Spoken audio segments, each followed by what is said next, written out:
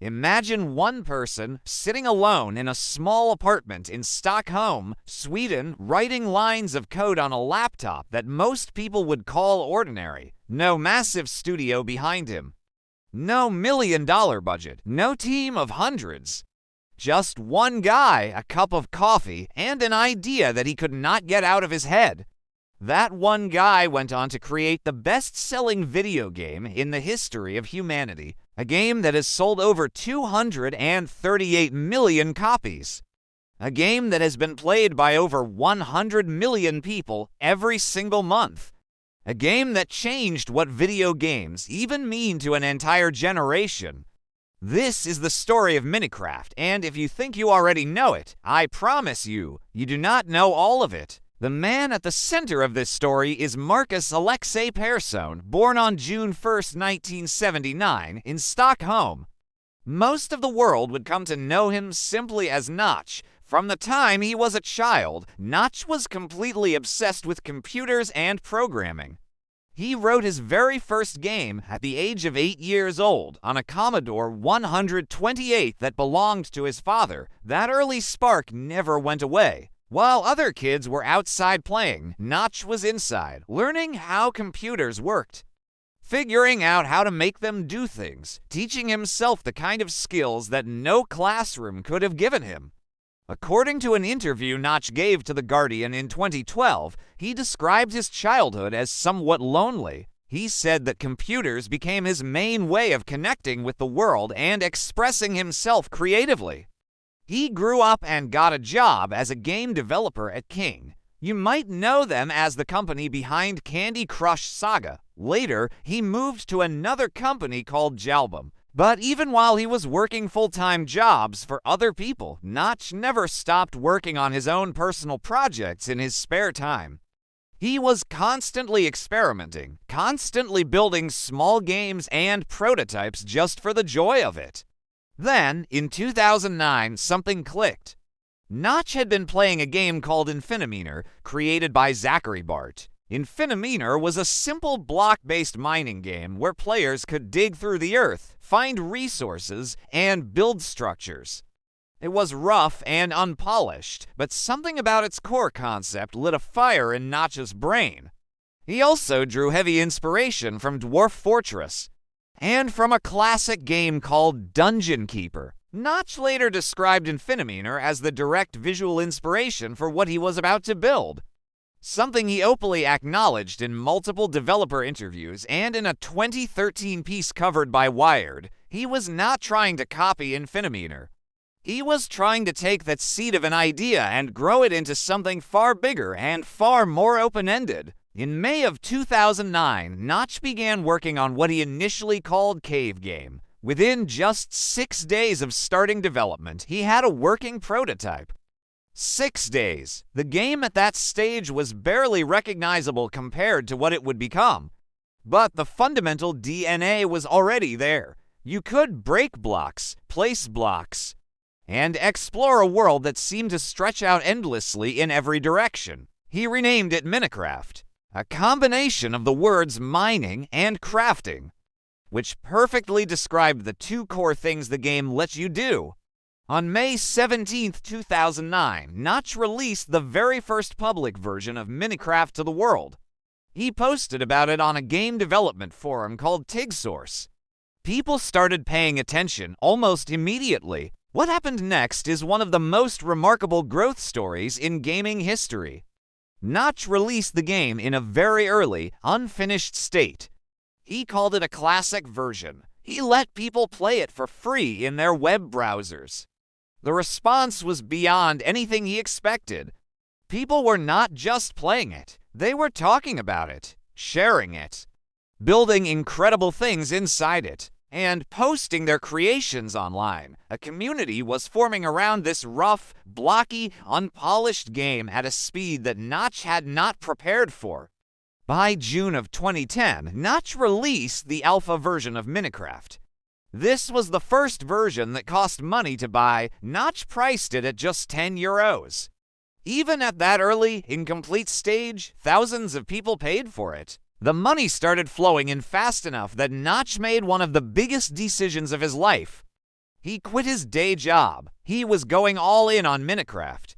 According to Mojang Studios' own documented history and a detailed retrospective published by Polygon, within just a few months of the alpha launch, Notch was generating enough revenue to sustain himself and start building a real company. In the fall of 2010, Notch co-founded a studio called Mojang Specifications.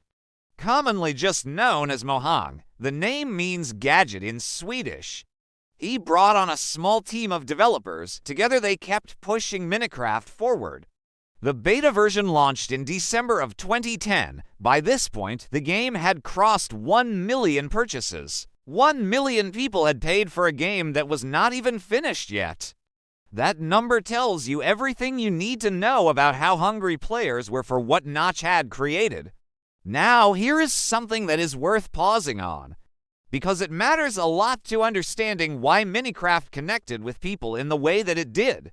Most big video games of that era were built around specific goals. You had a mission, you had a campaign, you had an end state you were trying to reach. Minecraft threw all of that out. There was no story being told to you. There was no clear objective being handed to you. The game simply dropped you into a world made entirely of blocks and said, here you go, what do you want to do? That open-ended freedom was something players had not experienced in quite this way before.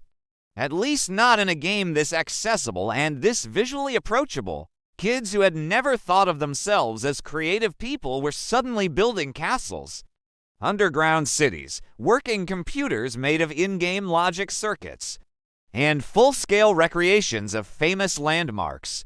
The game did not tell them what to make. They figured it out themselves.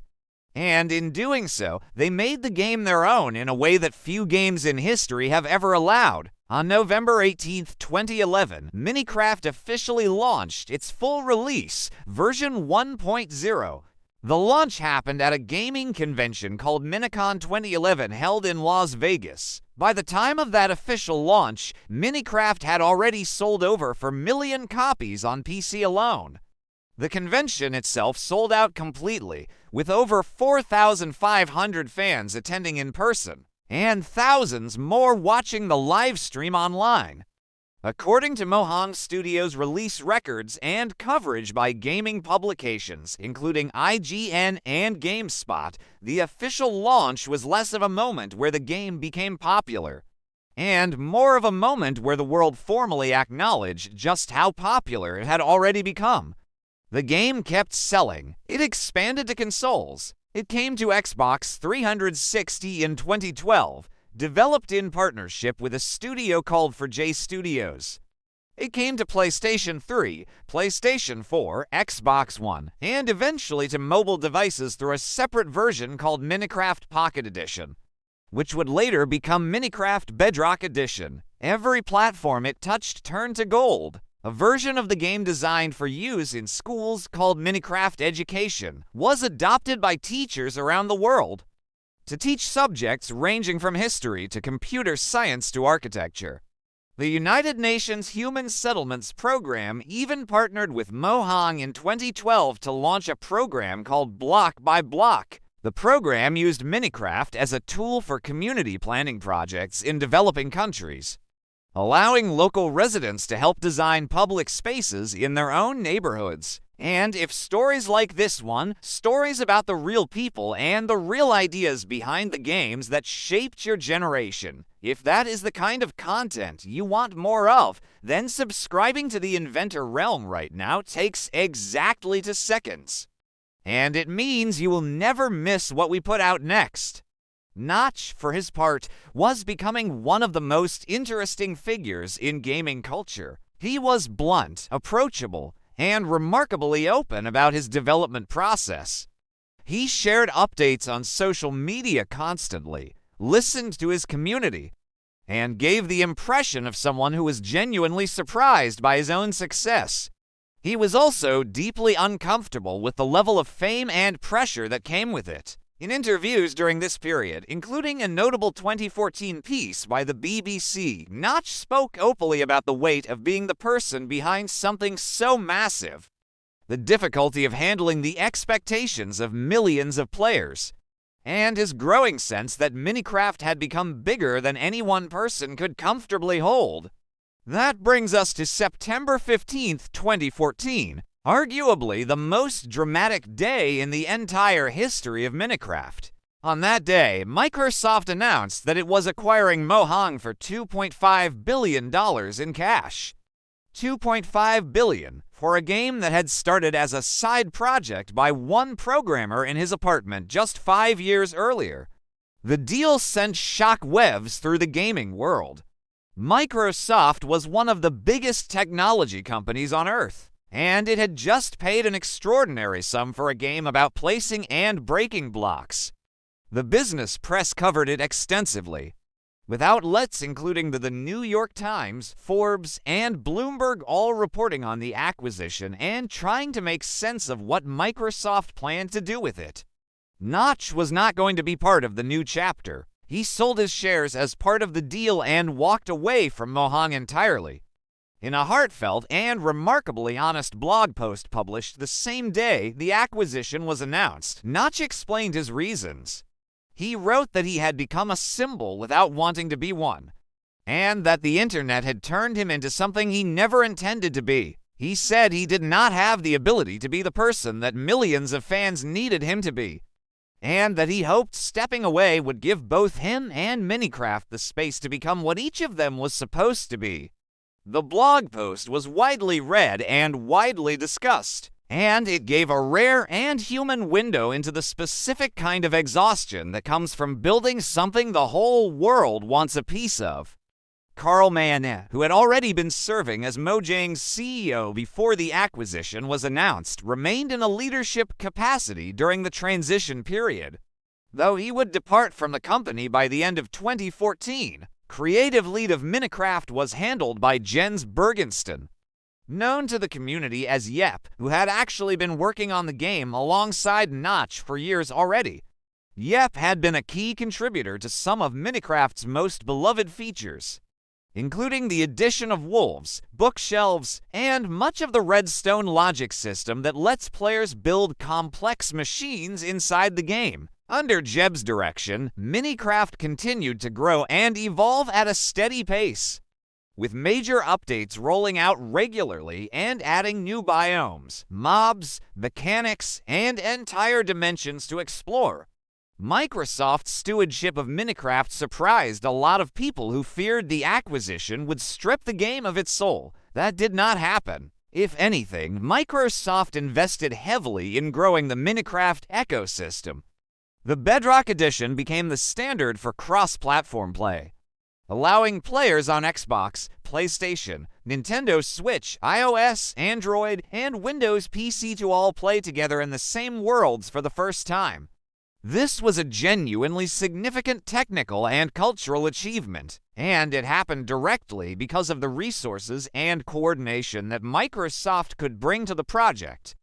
Coverage by outlets including The Verge and Kotaku documented how Microsoft's investment allowed Mojang to expand its team significantly and pursue features that would have been out of reach for a smaller independent studio. By 2020, Minecraft passed 200 million copies sold across all platforms, cementing its position as the best-selling video game of all time, surpassing even Tetris, which had long held that crown. According to data shared by Mojang and reported by the BBC and CNN, Minecraft reached 140 million monthly active players in 2021, a number that most games with nine-figure development budgets could only dream of. The YouTube presence of Minecraft is equally staggering. As of data reported by Social Blade and YouTube itself in 2023, Minecraft content on YouTube has accumulated over 1 trillion views, making it one of the most watched topics on the entire platform by an enormous margin. The cultural footprint of Minecraft in the years since its launch is genuinely hard to measure, because it has spread into so many different areas of life. There is a Minecraft movie, which went into development for years before finally releasing in 2025, starring Jack Black as the character Steve. And directed by Jared Hess, there are Minecraft toys, Minecraft clothing, Minecraft Lego sets, and a Minecraft television series. There are professional Minecraft builders who earn their entire living designing custom maps and structures for clients. There are universities that have held entire seminars analyzing Minecraft as a cultural artifact, a pedagogical tool, and a window into how human creativity works when given total freedom.